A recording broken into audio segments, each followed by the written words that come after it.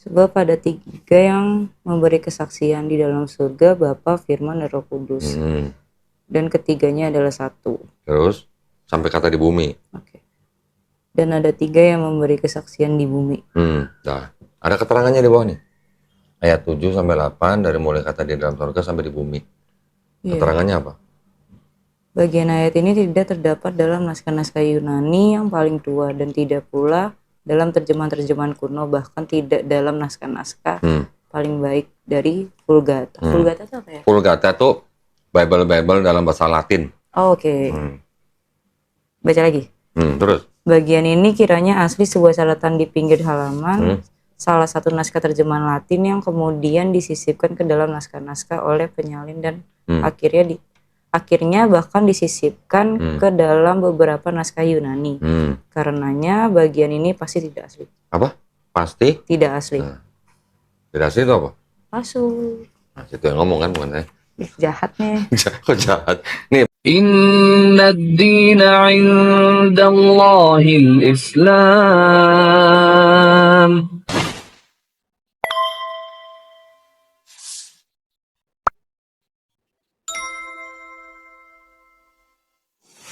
Jadi tiap minggu ke gereja dong? Dulu.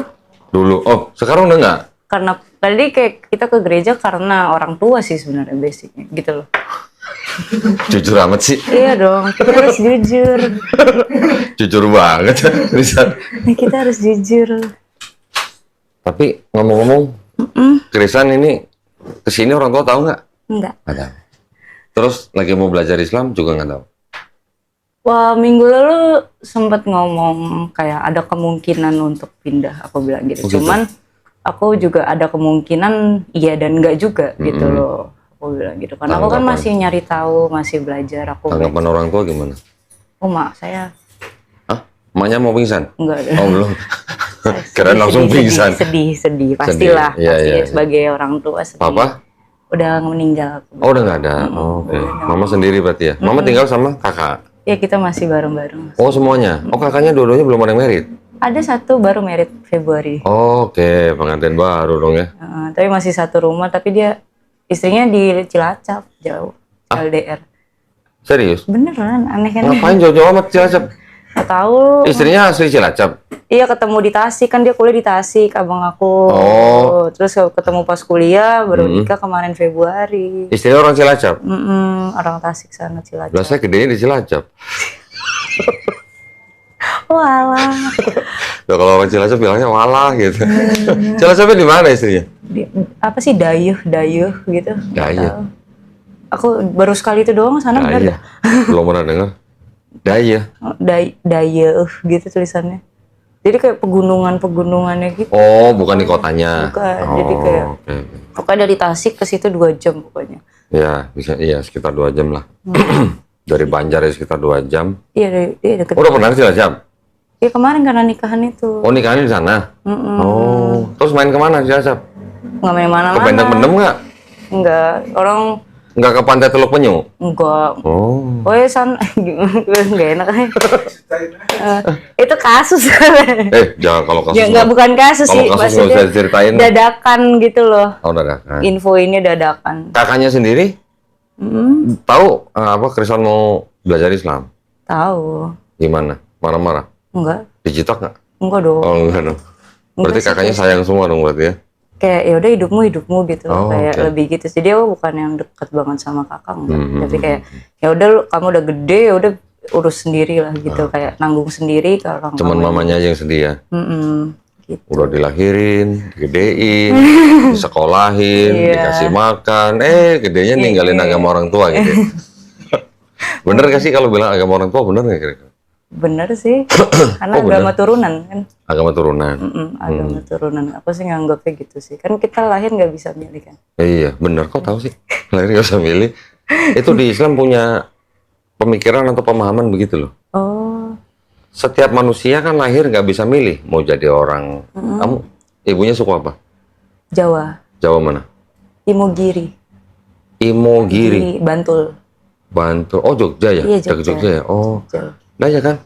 Kita nggak bisa milih kan apa lahir sebagai orang Jawa. Bener. Saya juga nggak bisa milih lahir jadi orang Cina. terdampar lagi di Indonesia. Hilang lagi, nggak bisa ngomong Mandarin. Tapi bisa nulis sono Soroko saya. Kristen bisa? Enggak. Bisa. Nah, berarti saya punya kelebihan dong. Iya. Karena sekolahnya di Jawa. Oh. Kalau sekolahnya di Jakarta mungkin nggak bisa juga pasti. Susah. Kalau yang sekolah di Jawa, zaman dulu tuh masih dapat pelajaran nulis sono Soroko. Aku SMA Jawa kebetulan. Di mana? Di itu Kasihan Bantul, Jogja. Oh, di Bantul. Nggak diajarin? Sono Soroko? Diajarin tapi dapat nilai jelek. Pantes. Kan dari kecil Iya. sampai SMP di sini, terus habis itu Oh. SMA ngejar musik di sana, terus balik lagi ke sini gitu. Ngajar musik? Ngejar Oh, ngejar. musik. Di sana kan ada musiknya kan, Heeh. SMA-nya. Heeh. Jadi aku ke situ. Sekarang kerjanya berarti ngajar atau gimana? Lagi ngajar Ngajar musik ke Jadi anak-anak? Iya Kak, kemana aja? Iya, maksudnya yang di tempat kerjanya ini sekarang anak-anak yang datang ke situ atau Anak-anak private? yang datang, yang private juga ada satu. Oh, private juga Ibu-ibu. ada. Ah, ibu-ibu belajar biola. Beneran ada. Ceritanya mau ngamen atau gimana? Hobi kayaknya. Oh iya. Biola itu kan sebenarnya bukan alat musik semua orang ya? Iya. Ya. Itu kan istilahnya alat musik klasik gitu Iya ya? klasik banget, bener. Mahal nggak sih biola? Oh, enggak. Bisa berapa? Tergantung. Satu set itu bisa berapa? Kalau yang produk Cina 1 jutaan dapat. Oh, Cina. Itu ya maksudnya yang OC ya? OC. Oh, Cina. Ori Cina maksudnya. Original. Kalau yang dari barat, Amerika gitu, Eropa, biola-biola tua kita sebutannya itu agak lumayan. Biasanya 10 ke atas 10 dibuka. juta lebih. Oh, oke. Dibuka 10 ke atas biasanya gitu. Yang lebih lagi juga ada. Oh, ada. Yang seharga motor, seharga rumah gitu ada. 500 juta ada. Hah? Berapa? 500 juta ada. Amit-amit. 500 juta mending beli mobil ya, dapat dua ya. Beli apa tuh mobil yang kecil-kecil dapat dua ya. Dapat 2 ya. Bener. Terus beda suaranya emang jauh emang? Iya, karena kualitas kayu. Oh, kayu. Nah, kayu tua. Terus jangan-jangan yang biola 500 juta kayaknya dari sini. Bisa jadi loh. Bisa ya? Bisa jadi loh. Mungkin Ya. bisa. Kayu di Indonesia kan Diimpor banyak ke sana. laku di luar negeri ya. Oke. Jadi ceritanya selama ini Kristen sudah nggak begitu taat gitu ke gereja? Karena ngikutin orang tua aja? Awalnya sih kan ya masih dari ya semenjak COVID deh hitungnya gitu. Oh, dari COVID COVID. kan kita online semua. Iya, kan. iya.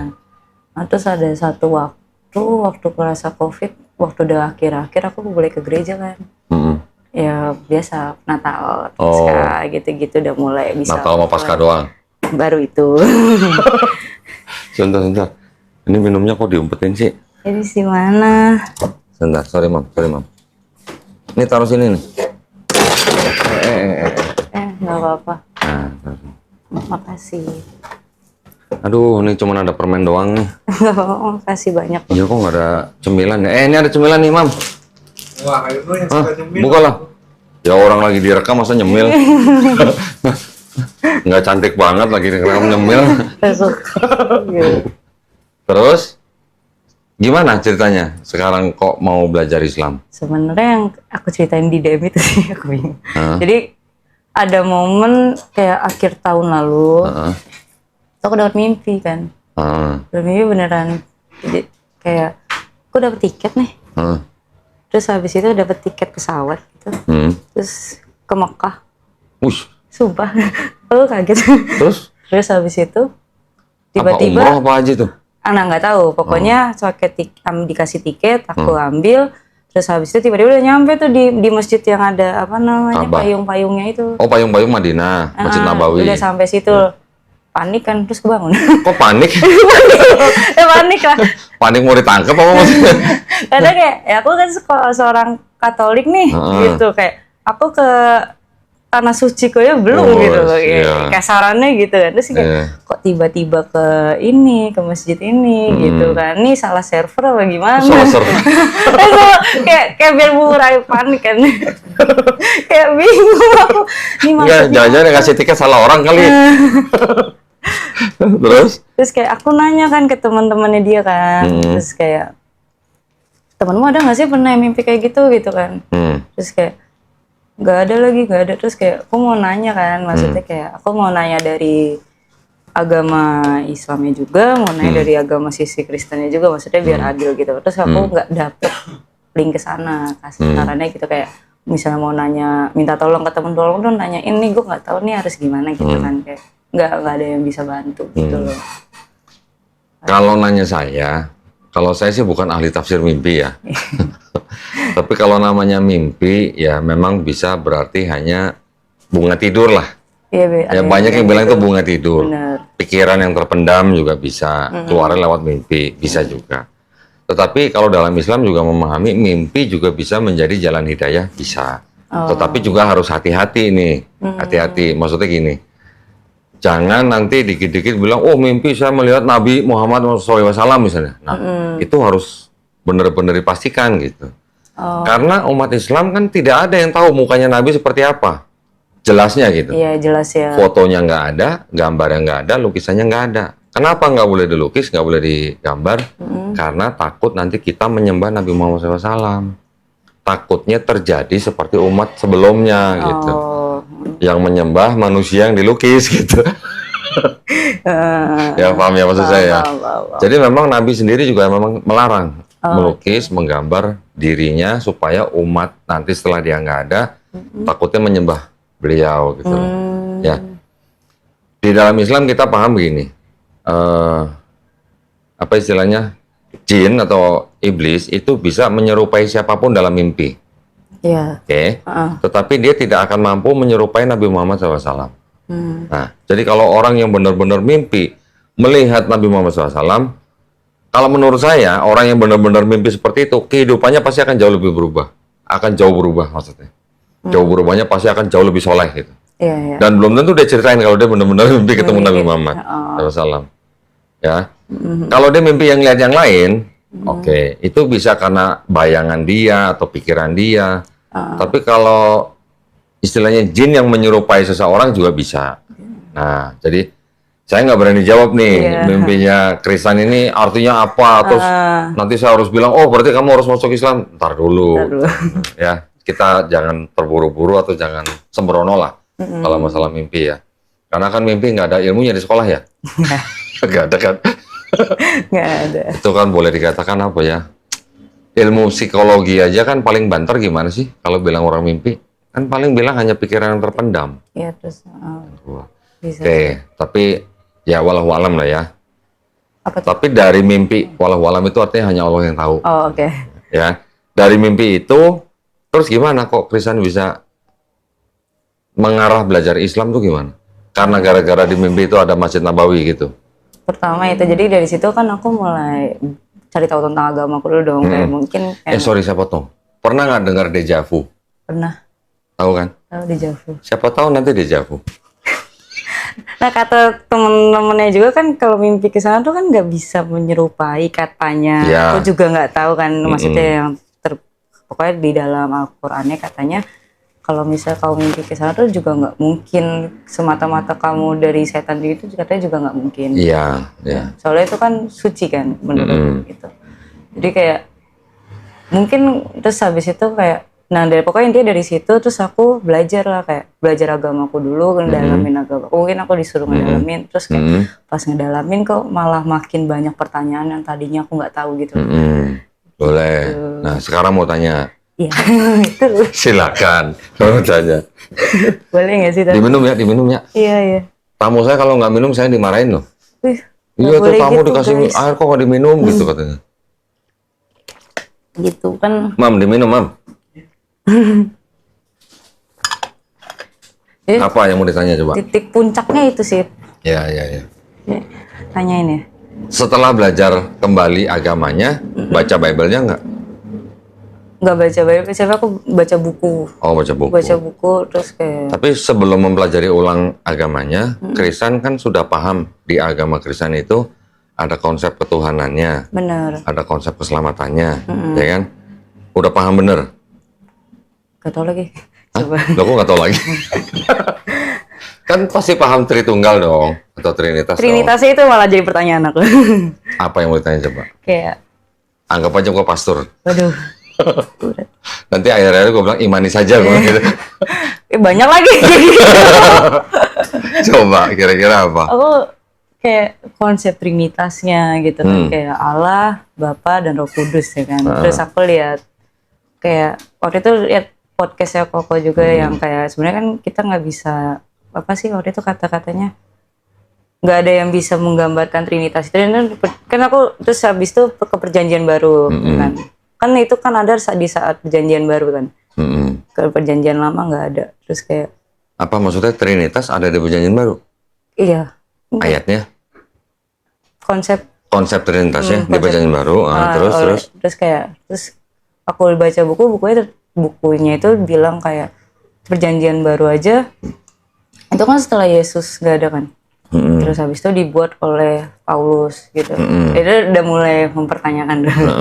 Soalnya kayak lah kenapa dan itu yang nulis sendiri pun bukan Paulus sendiri kan. Jadi kayak orang setelah 100 tahun baru nulis yang aku baca.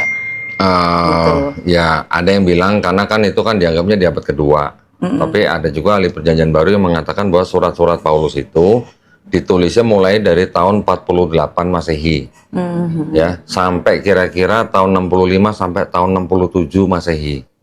Berarti kalau anggap aja Yesus nggak ada tahun 30 Masehi, 48 berarti kan kurang lebih 18 tahun setelah nggak ada Yesus baru Paulus mulai menulis surat gitu. Iya. Ya. Gitu. Nah, Paulus sendiri di luar daripada Bible, tradisi Kristen kan mengatakan Paulus dipenggal oleh Kaisar Nero. Iya. Ya kan, tahun 65 Masehi lah, kurang lebih lah, atau sampai tahun 67 Masehi lah. Sebelum bait suci yang kedua dihancurkan. Bait sucinya orang Yahudi nih. Yahudi. Orang Yahudi kan punya bait suci nih. Kalau orang Islam kayak Ka'bahnya orang Islam lah gitu lah. Oh iya. Dari mulai abad mulai abad ke-6 sebelum Masehi sampai tahun 70 Masehi baru dihancurin sama Romawi. Pada saat itulah orang-orang Yahudi hidup di bawah. Kan Yunani itu dari mulai abad ke-4 sampai abad pertama sebelum Masehi. Habis itu digantikan oleh Romawi. Nah, berarti bangsa Yahudi termasuk Yesus di bawah penguasaan bangsa Romawi. Setelah dianggap Yesus nggak ada, barulah Paulus menulis. Paulus kan nulis ada berapa? 13 surat ya? 13. 13. Ada satu lagi yang dianggap sebagai surat Paulus yaitu Ibrani, itu tidak diketahui siapa yang nulis. Oh, di surat. Tapi orang-orang Kristen yang akademis sendiri udah ngomong itu bukan tulisan Paulus. Oh. Nah, itu saat Ibrani. Sisanya surat-surat Paulus itu ada 13. Dari 13 yang benar-benar dianggap ditulis Paulus cuma 7 ternyata. Nah, yang 6 itu ditulis oleh orang-orang yang mengikuti pemikiran Paulus. Orang-orang yang mengikuti Paulus istilahnya itu disebut Paulin gitu. Oke. Ya. Jelas ya, gitu ya. Ini menurut akademisi loh ya, bukan menurut saya loh. Bukan saya ngarang loh. Ada buku-bukunya yang mengatakan begitu ada. Terus yang mau ditanya lagi? Kayak apa ya? Ajaran Paulusnya atau gimana? Iya sih kayak kenapa tulisan Paulus dimasukkan dalam perjanjian baru gitu. Gitu sih lebih ke situ soalnya. Karena awalnya kan Paulus kan juga pembangkang kan gitu ceritanya. Bukan pembangkang. Awalnya sebelum dia mengaku bertobat, dia adalah orang yang ngebunuh warga negara Romawi ini. Warga negara Romawi walaupun ayahnya seorang Yahudi yang katanya dari suku Benyamin, dia adalah kepala dari tentara Romawi yang kerjanya nguber-nguber pengikut Yesus. Ngejar-ngejar pengikut Yesus, dipenjara, disiksa, dibunuh. Gitu. Benar. Setelah Yesus nggak ada, baru ketika dia melakukan perjalanan ke Damsyik, yang di tengah perjalanan dia ngaku melihat cahaya, mendengar suara, baru setelah itu dia mengaku menjadi pemberita tentang Yesus, mengangkat dirinya sendiri menjadi rasul. Gitu. Tapi rasul itu perlu diketahui.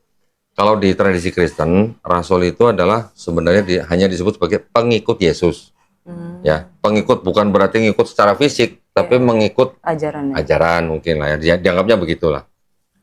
Atau yang disebut dengan murid-murid Yesus gitulah. Kalau di Islam, rasul itu bukan yang seperti itu. Rasul itu adalah tingkatan nabi yang lebih tinggi yang menerima risalah namanya. Risalah itu artinya apa ya? Boleh dikatakan kalau dalam bahasa Inggrisnya the book, tapi bukan berarti buku yang seperti ini, tapi artinya kitab atau hukum atau syariat atau ketetapan gitu. Dari Tuhan kepada Rasul itu untuk disampaikan kepada umatnya. Kalau Nabi, dia juga menerima wahyu dari Tuhan Sang Pencipta, tetapi belum tentu untuk disampaikan kepada umatnya. Tapi kalau Rasul jelas dia Itu terima, harus. dia harus sampaikan. Kalau Nabi itu nggak harus berarti. Nggak harus menyampaikan kepada kaumnya gitu. Oh. Bisa aja dia hanya menerima untuk diri dia sendiri. Oh, bertahu. Nah, karena ada istilah-istilah yang sama antara Bible dengan Quran, makanya kadang-kadang pemahaman orang yang dari antara kedua belah pihak ini kadang masih agak rancu. Orang-orang Islam memahami, oh di Kristen kok ada namanya Rasul, oh berarti seperti Rasul dalam Islam gitu mungkin. Ternyata bukan, artinya nggak seperti itu. Oke. Nah, terus kalau tadi ngomongin Paulus kan kalau menurut Kristen nih, ajaran Paulus sama nggak dengan ajaran Yesus kira-kira? Yang sudah dibaca. Aku bacanya agak beda lagi. Bedanya di mana kira-kira? Ingat nggak? Sebentar. Agak beda tuh. Pertama dia yang di buku yang aku baca dia kan yang mengkonsepkan trinitasnya itu, padahal kalau yang aku baca di buku yang aku baca ya. Terus kayak padahal terus apa lagi ya? Bingung juga sih. Gini, ini saya rangkumin ya. Ada tokoh Paulus. Paulus ini kan menulis surat-surat. Ada dianggap 13 surat. Mungkin Paulus sendiri juga nggak nyangka kalau surat dia juga jadi kitab suci gitu. Mungkin ya. Bisa jadi. Ya, karena kan itu hanya surat-surat dia kepada jemaat-jemaat di Kolose, Roma, Galatia dan segala macam kan. Dia hanya menulis surat untuk artinya apa? Ada yang untuk menegur, ada yang untuk menguatkan, ada yang untuk menghibur gitulah ya dengan ajaran-ajaran dia. Mungkin juga dia nggak berpikir bahwa surat dia bakal jadi kitab suci. Nah, tapi yang jelas dia mengangkat dirinya sebagai rasul untuk apa? Untuk orang-orang non-Yahudi. Ya, jadi ini kan ada sebuah bangsa Yahudi yang waktu itu masih di bawah penguasaan bangsa Romawi. Untuk orang-orang Yahudi, Paulus bilang kalian harus tetap hidup di bawah hukum Taurat. Ya, karena kaum Yahudi kan mengikuti hukum Taurat yang diterima oleh Musa. Sedangkan Paulus, dia ingin mengabarkan berita tentang Yesus ini kepada orang-orang yang non-Yahudi. Orang non-Yahudi ini yang disebut dengan Goyim dalam bahasa Ibrani-nya. Ya. Jadi kalau orang bangsa Yahudi kan merasa mereka adalah bangsa pilihan gitu. Kalau orang di luar non-Yahudi, orang Yahudi itu punya istilah Goyim. Dan tingkatan orang-orang yang di luar bangsa Yahudi itu bisa disamakan dengan seperti istilah binatang gitu. Ya, bisa disebut anjing atau babi. Tingkatannya seperti itu tingkatannya. Ya. Makanya ada ayat-ayat nanti yang semacam kayak gini. Aku diutus hanya untuk domba-domba yang tersesat dari bangsa Israel. Oh iya. Pernah dengar kan? Pernah dengar. Nah, nanti aku tidak memberikan makanan ini selain kepada anak-anak, maksudnya bangsa Israel, bukan kepada dan tidak melemparkannya kepada anjing. Gitu. Anjing itu maksudnya bangsa di luar Yahudi. Istilahnya gitu. Istilahnya gitu. Ya mungkin kedengarannya kasar gitu, tapi sebenarnya itu adalah istilah zaman dulu. Istilah zaman dulunya ya. gitu. Yang diajarkan si Paulus ini kepada orang-orang yang non-Yahudi ini ternyata gini. Jadi kalau orang-orang Yahudi harus tetap hidup di bawah hukum Taurat, untuk orang-orang Goyim ya itu tidak harus hidup di bawah hukum Taurat. Jadi tidak harus mengikuti hukum Taurat. Yahudi. Kalau di hukum Taurat nggak boleh makan babi kan? Iya.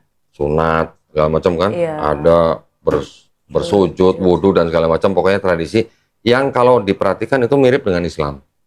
Ya. Tetapi yang Paulus ajarkan kepada orang-orang Goyim ini, karena Yesus sudah mati di atas kayu salib, itu untuk menebus dosa kalian gitu. Termasuk dosa Kristen. Iya. Bilangnya kan begitu. Karena Yesus sudah mati di atas kayu salib, maka kalian tidak perlu hidup di bawah hukum Taurat. Itu perbedaannya. Itu perbedaannya. Nah, ya. Yesus nyuruh orang-orang Israel atau Yahudi bilang apa? Ikutilah ajaran orang-orang Farisi. Orang-orang Farisi itu dianggap telah menduduki kursi Musa. Gitu. Artinya menduduki kursi Musa itu sudah memegang wewenang untuk mengajarkan Taurat yang diturunkan kepada Nabi Musa. Oke, jadi Yesus bilang kepada orang-orang bangsa Yahudi, kamu harus mengikuti ajaran orang Farisi. Yaitu apa? Yaitu hukum Taurat. Gitu. Tapi kamu tidak perlu mengikuti perbuatan mereka gitu. Karena mereka orang yang mengajarkan tapi tidak melakukan. Jadi orang-orang Farisi di mata Yesus di Bible itu disebut sebagai orang-orang munafik gitu loh. Nah, ya. Sedangkan Paulus mengajarkan pada Goyim ini tidak perlu hidup di bawah hukum Taurat karena dosa kamu sudah ditebus oleh Yesus di atas kayu salib. Kenapa ada dosa yang harus ditebus? Karena ada dosa waris katanya. Iya, dosa. Pernah dengar dong? Iya. Dosa yang diperbuat oleh Adam dan Hawa yang menjalar kepada setiap manusia. Jadi setiap bayi yang lahir menurut Paulus sudah bawa dosa waris. Nah, itu yang berbeda antara ajaran Paulus dan Yesus. Jadi Paulus bilang, jadi kamu nggak perlu sunat. Iya. Ya, nggak perlu sunat seperti orang Yahudi itu. Bahkan dibilang kalau kamu sunat, matinya Yesus di atas kayu salib itu nggak ada gunanya buat kamu. Sampai ada perkataan begitu. Ada di bukunya. Ya ada di sini semua ada. Tetapi ini menurut saya nih ya. Memang di surat-surat Paulus kan Paulus menyebut Allah itu Bapa. Allah ini dalam istilah bahasa Indonesia ya. Iya. Kalau dalam bahasa Yunaninya Theos. Oh, yang Kalau menyebut Yesus istilahnya Kurios. Di terjemahan ke bahasa Indonesia jadi Tuhan. Oh, yang debat itu. Oke. Nah, Iya. sekarang Kristen tahu nggak bedanya Tuhan sama Allah dalam bahasa Indonesia apa? Tuhan dan Allah. Tuhan, Allah, bedanya apa? Tahu nggak? Nggak tahu. Karena memang sebenarnya Sama. enggak, kalau orang Kristen memandang itu sama. Bedanya hanya yang satu di sorga, satu di bumi gitu. Iya, ada yang. Ya. Tapi kalau dalam bahasa Indonesia itu beda. Tuhan di dalam kamus besar bahasa Indonesia itu artinya sesembahan, yang disembah. Konotasinya kepada yang Maha Pencipta. Tapi kalau Allah yang tertulis di Bible ini, menurut KBBI itu adalah nama Tuhan dalam bahasa Arab. Nah loh. Jadi kalau saya nanya Imam, nama Tuhan lu siapa?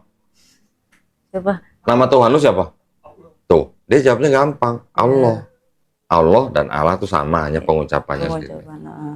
Kalau di Islam gampang ditanya nama Tuhan lu siapa? Allah. Tapi kalau di Kristen, di Bible, ada sebutan Allah untuk Bapa, ada sebutan Tuhan untuk Yesus. Tuhan yang Yesus ini juga disembah. Gitu. Nah, itu. Nah, berarti selama ini kan Kristen menyembah Yesus sebagai Tuhan kan? Iya. Menyembah Bapa juga kan? Iya, Bapak juga. Nah, kalau tanya ke pastor atau Romo, Allah Bapa dan Tuhan Yesus itu ya satu hakikat gitu. Iya, banyak. Benar kan? Benar. Roh Kudus juga satu hakikat. Jadi bukan tiga Tuhan, tapi satu Tuhan. Tapi konsepnya bingung. Bingung. Kenapa bingung? Karena nggak masuk logika manusia. Karena konsep itu sebenarnya adalah konsep yang sudah ribuan tahun sebelum ada Yesus pun sudah ada. Udah. Diteruskan oleh Kristen sampai ke zaman sekarang. Sampai bapak-bapak gereja awal sendiri mengatakan bahwa tidak ada yang bisa menjelaskan Trinitas secara gamblang. Iya. Karena itu adalah misteri. Gitu. Jadi Makanya itu bingung aku. Tuhannya Kristen berarti Tuhan misteri dong berarti. 3 loh pada. AC-nya pun nggak di ini, sebentar. Siapa nyetel 27 nih?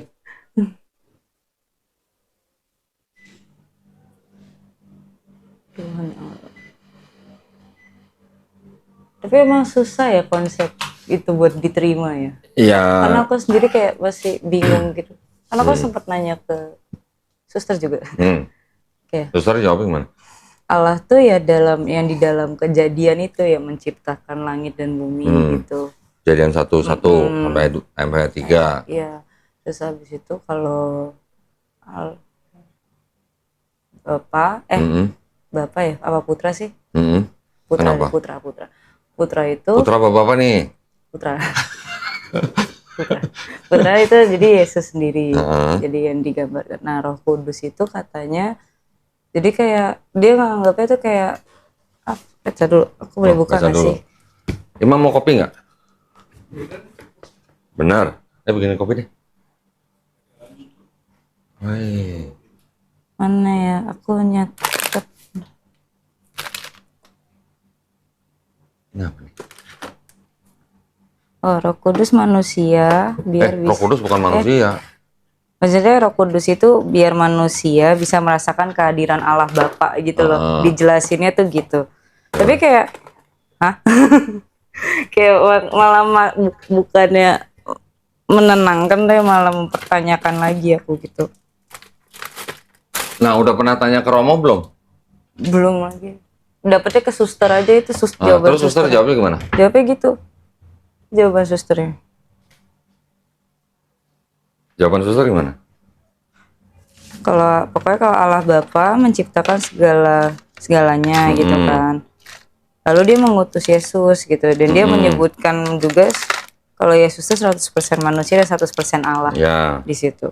Ada Roh Kudus yaitu biar manusia itu bisa merasakan kehadiran Allahnya.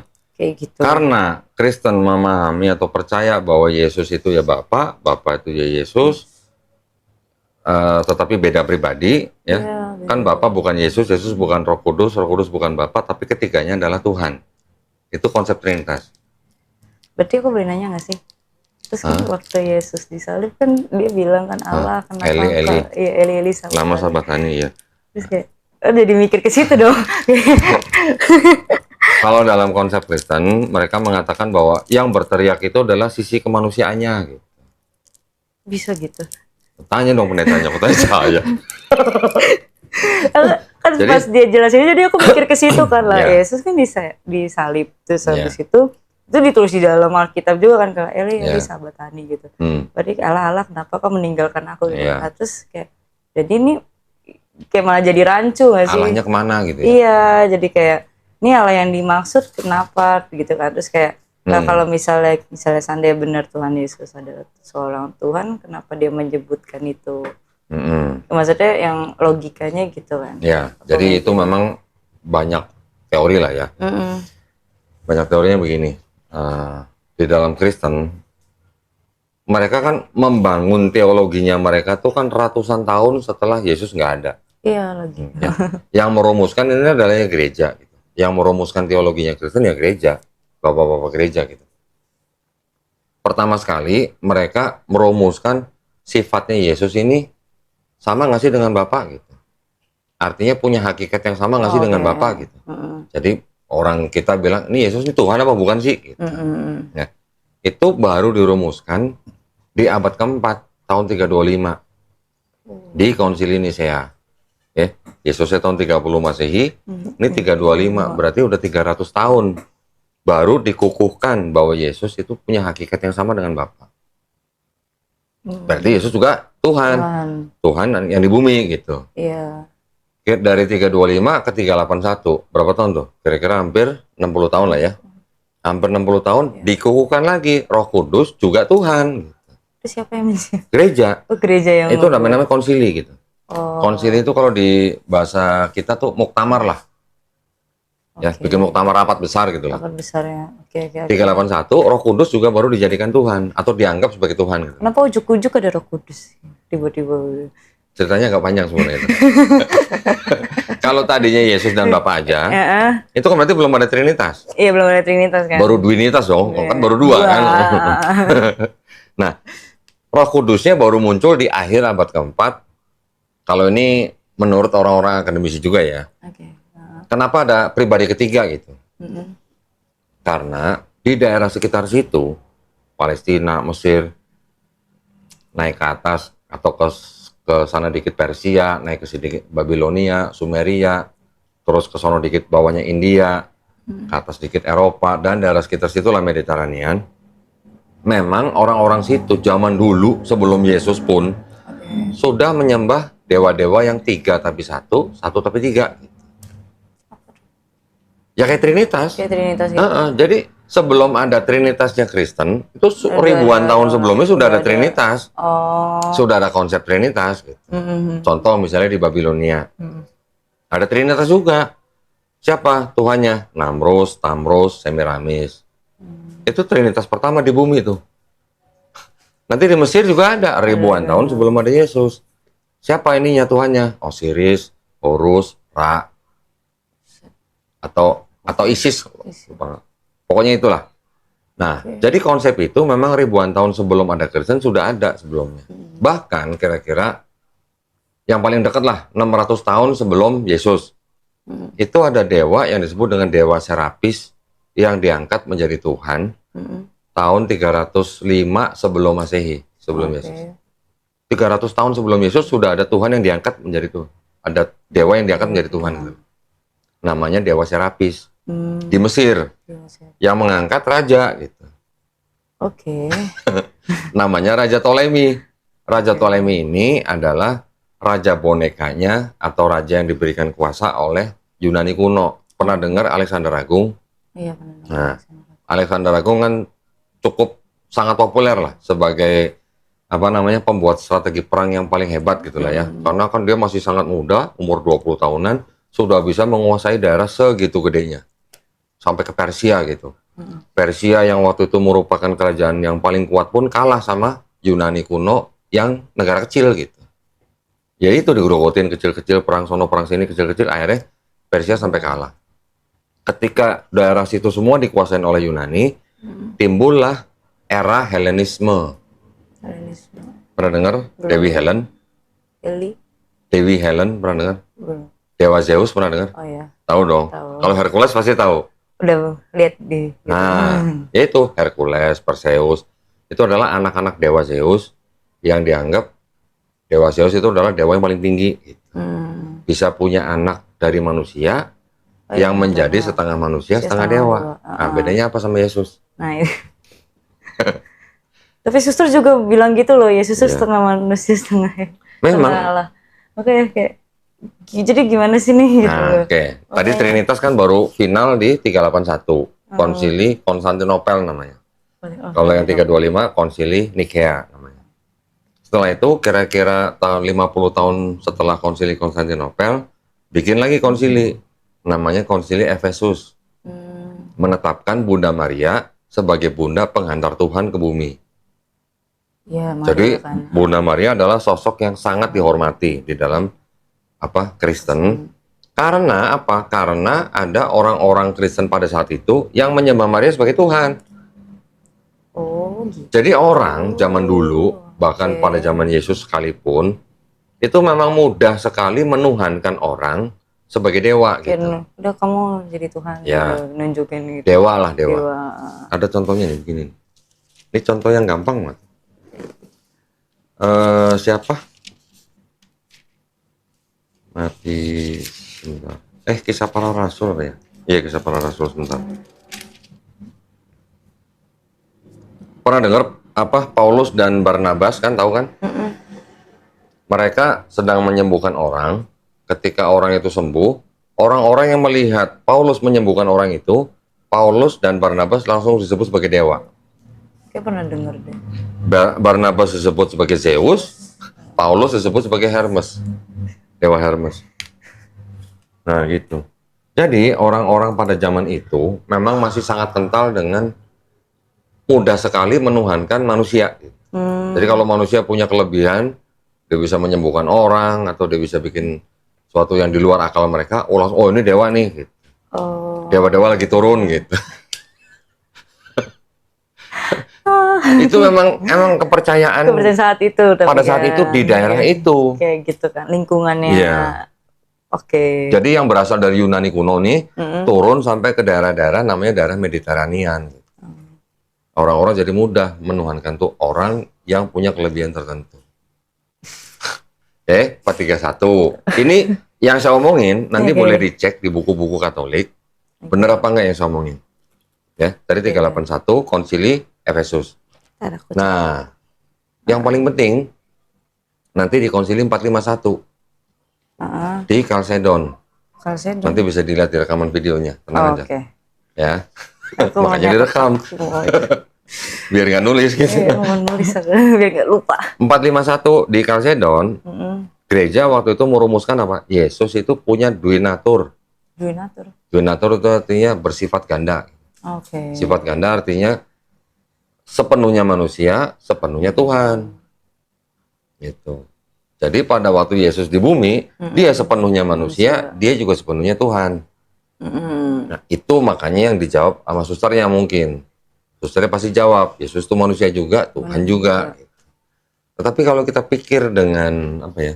Jadi kan ada yang nyebut gini, Yesus duduk di sebelah kanan Allah. Jadi nggak make sense juga nggak sih? Gini, Situ kalau gitu. gereja bisa menjawab begini. Yang disebut dengan Yesus duduk di sebelah kanan Bapa itu bisa diartikan atau artinya tuh bukan berarti kalimat harfiah. bukan kalimat sebenarnya, tapi kalimat kiasan gitu. Bisa diartikan Yesus duduk di sebelah kanan Bapa tuh artinya Yesus sudah menerima kuasa yang penuh dari Bapa. Berarti Bapaknya beda. Bisa begitu. Tapi tetap gereja akan bilang bahwa itu tetap satu entitas, satu Tuhan. Bukan dua Tuhan duduk berjejeran gitu, bukan. Orang gereja bilang begitu. Orang awam seperti kita bilang Yesus duduk di sebelah kanan Bapa. Nah, terus yang sebelah kiri siapa? Ya, ini pertanyaan logika simpel lah ya.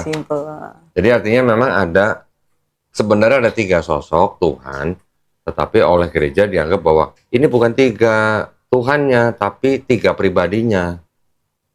3 pribadinya, tapi satu Tuhan. Satu jiwa gitu. Jadi keyakinan Kristen itu sebenarnya adalah begini. Kok gue jadi ngajarin Kristen sih? Jadi Bapa itu Tuhan, Yesus itu Tuhan, Roh Kudus itu Tuhan. Tapi bukan 3 Tuhan, tapi 1 Tuhan. Iya. Paham nggak? Paham. Yakin paham? Tapi otakku tidak menerimanya. Nah, otaknya nggak menerima.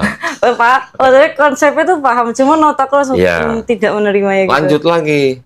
Bapa itu Maha Kuasa, Yesus itu Maha Kuasa, Roh Kudus Maha Kuasa. Tapi bukan 3 Maha Kuasa, tapi 1 Maha Kuasa. Bisa nerima otaknya? Nggak bisa. Gitu kan? Jadi kalau udah bilang nggak bisa nerima, nanti pendeta kan bilang imani saja. Iya lagi. Bener nggak? Bener lagi. Mau imani saja? Atau mau pakai flash? Kan sekarang macam-macam, ada imani, iya ada flash kan? Bisa. Bisa. Nah, itu adalah yang tadi konsili-konsili itu adalah rapat-rapat yang diadakan oleh gereja untuk mengukuhkan akidahnya Kristen, teologinya Kristen. Masih udah selesai belum? Belum. Masih ada lagi ntar. Tahun 583 bikin lagi konsili Konstantinopel II. Oh iya. Menetapkan bagaimana memisahkan sifat ganda Yesus tanpa meninggalkan Kristus. Nah lo, bingung kan? Bingung lagi. Gue juga bingung.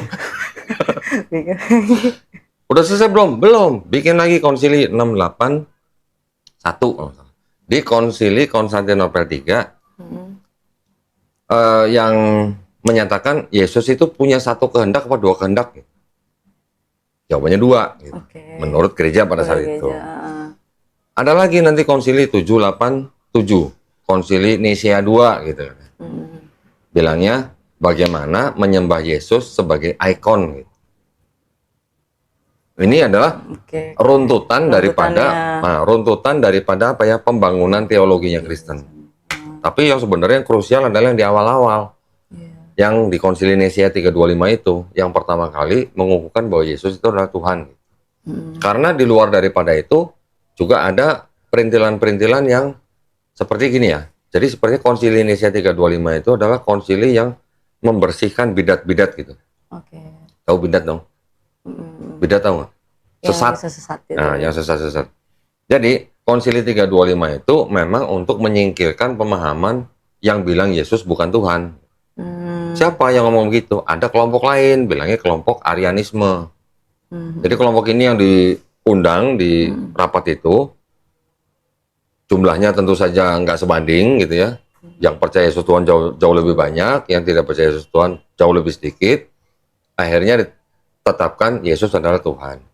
Nah, yang kelompok sedikit ini, yang Arianisme ini, yang diciptakan oleh orang bernama Arius, pengikutnya akhirnya dipersekusi, di penjara, disiksa, dibuang, diunsikan gitulah. Ariusnya sendiri selamat sebelum konsili 381 baru dia meninggal. Gitu. Nah, sebenarnya jadi kan nggak sekaligus, berarti konsep Trinitasnya kan nggak sekaligus jadi kan, membutuhkan waktu dari mulai Yesus sampai 381, berarti udah hampir 400 tahun baru tetap konsep Trinitas. 400 tahun, Bo, gitu. Buat konsep Trinitas saya. Ya, 400 tahun baru ditetapkan konsep Trinitas. Sebelumnya dari mulai abad-abad pertama, kedua, ketiga sampai keempat, itu sudah ada belum Trinitas, konsep Trinitasnya? Belum berarti. Berkembang gitu. Jadi berevolusi. Yang pertama konsep disebut doketisme. Doketisme itu konsep yang bilang Yesus itu hanya perwujudan Tuhan di bumi gitu. Jadi sudah mulai mengarah ke Yesus adalah Tuhan atau bukan gitu kan. Kalah sama kelompok yang bilang kelompok separatisme. Separatisme bilang begini, Yesus sebelum dibaptis bukan Tuhan. Setelah dibaptis baru dia Tuhan. Oke. Ya. Ketika Yesus dibaptis, Baru. yang diangkat bukan Yesusnya, tapi Kristusnya gitu. Oh, oke. Ya. Iya, iya. Kelompok ini kalah lagi sama kelompok yang namanya modalisme. Modalisme ini bilang Bapa itu ya Yesus, Yesus itu ya Bapa gitu. Jadi satu pribadi, bukan tiga pribadi. Oke. Baru dengar kali. Iya, baru dengar itu. Baru dengar. Jadi ada Kristen yang begitu, dan sampai sekarang masih ada Kristen yang begitu. Oh ya. Masih ada. Gerejanya terpisah dari gereja-gereja Kristen yang lain. Artinya Kristen yang begini ada tapi tidak banyak. Ya. Modalisme ini bertahan cukup lama. Baru sampai akhirnya kalah sama kelompok yang dibilang Trinitarianisme. Trinitarianisme ini yang percaya Tritunggal atau Trinitas itu. Istilah Trinitas sendiri itu sudah timbul di abad kedua sebenarnya. Oleh seorang pemuka agama namanya Tertullianus. Dia malah dari Mesir. Dia bilang Bapa, Yesus, Roh Kudus itu adalah tiga pribadi yang berbeda, tetapi ketiganya tidak setara gitu. Oh ya. Ya, jadi Yesus tidak lebih tinggi dari Bapa. Gitu. Ketika di Konsili Nicea yang 325 itu dikoreksi. Yesus setara sama Bapa gitu. Jadi tiga-tiga ini setara. Gitu. Jadi ada konsep teologi yang berkembang gitu loh. Iya. Bisa berubah. Tergantung daripada Bapak Gereja siapa yang ngomong gitu. Sampai akhirnya ditetapkan dalam sebuah rapat besar.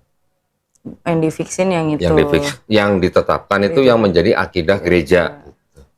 Untuk dilaksanakan sebagaimana mestinya gitulah. Ya. Paham. Itu sejarahnya teologinya Trinitas. Tetapi kalau mau dibalik, sebenarnya ada nggak sih ajaran Trinitas dalam Bible? Kalau kata Trinitasnya nggak ada, ya kata Trinitas. Tapi ada nggak ajaran Trinitas dalam Bible? Nah, ini beda gereja, beda pendapat. Karena beda Bible juga beda ayat. Ada yang beda ayat nih. Saya kasih lihat nih ya. Jago bahasa Inggris nggak? Jago ya pasti ya? Enggak. Hah? Masa? Enggak jago lagi. Harusnya jago dong. Bisa dikit. Masa main musik nggak bisa bahasa Inggris? Nih. 1 Yohanes 5 ayat 7. Coba dicek bahasa Inggrisnya gimana bunyinya.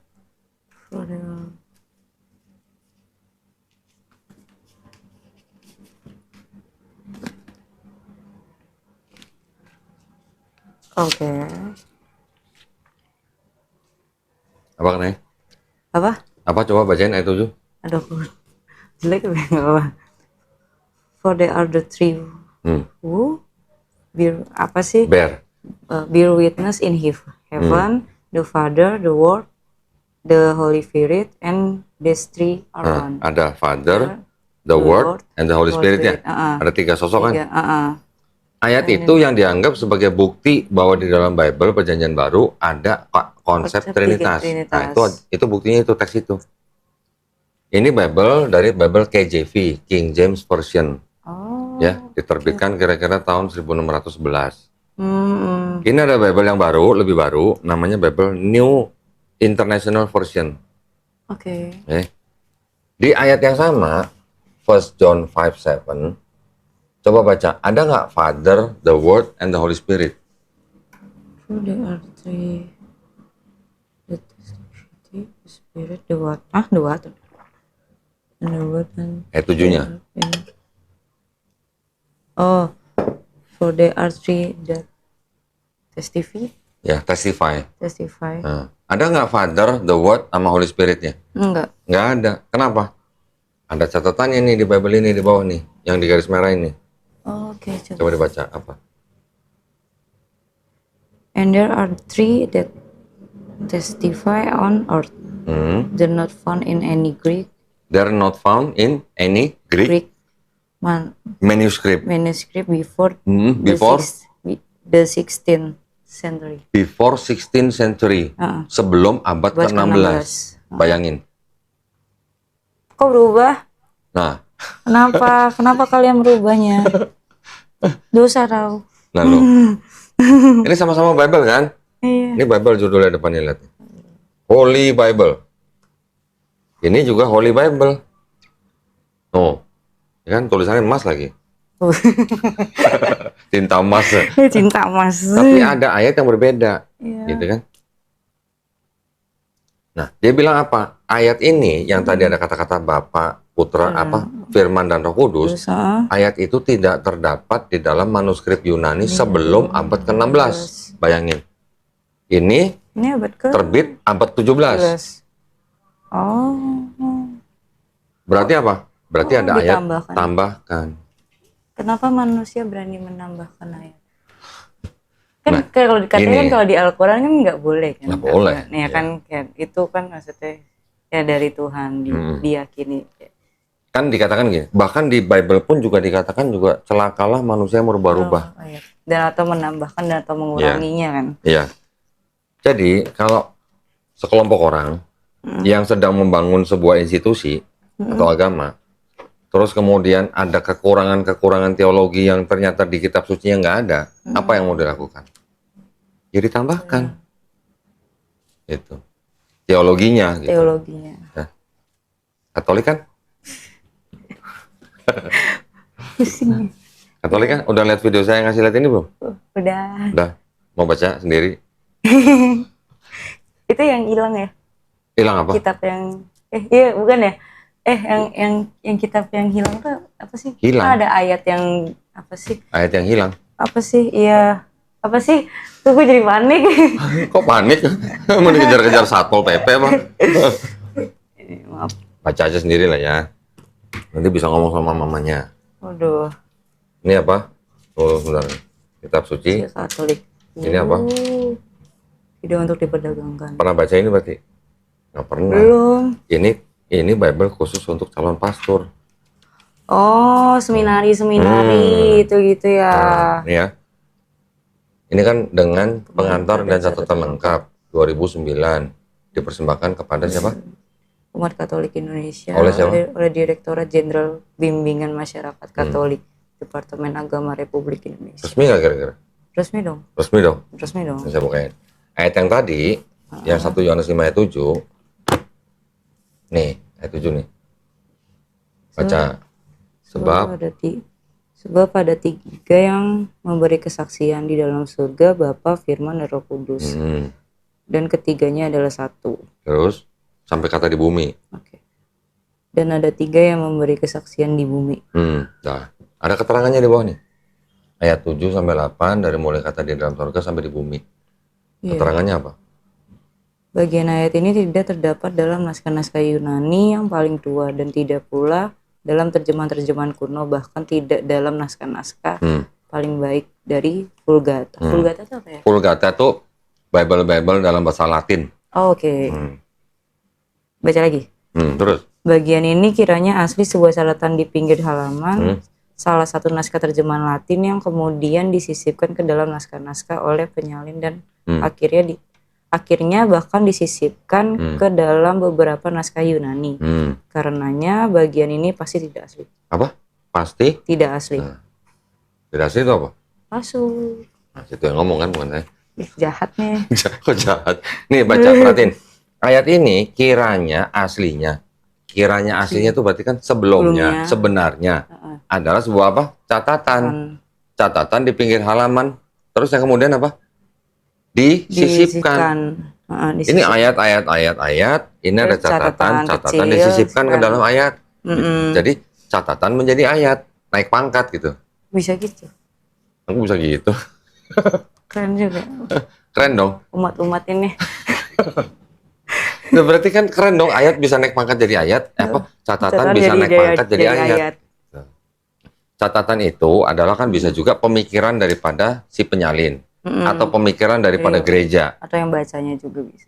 Yang gereja yang mempunyai paham Trinitas. Jadi pemikiran agama itu disisipkan ke dalam ayat sehingga menjadi ayat kitab suci. Individu. Pemikiran agama yang dijadikan agama. Jadi Trinitas itu sebenarnya boleh dikatakan atau disebut sebagai pemikiran agama. Oke. Yang dijadikan agama. Gitu. Padahal Yesus sendiri tidak menyuruh. Yesus sendiri tidak pernah mengajarkan untuk kayak Trinitas gitu. Sekarang kalau memang benar, ini kalau kata susternya atau kata romonya, apa namanya, bahwa Bapa, Yesus, dan Roh Kudus itu bukan 3 Tuhan tapi 1 Tuhan gitu, ya, 1 hakikat gitu. 1 hakikat. Pernah baca dong Yesus waktu dibaptis? Iya. Ya, Yesusnya di mana? Di sungai kan? Di sungai. Ada turun apa? Burung merpati. Roh Kudus kan? Dalam bentuk burung merpati. Terus ada suara dari atasnya, inilah anakku yang kukasihi kan? Iya benar.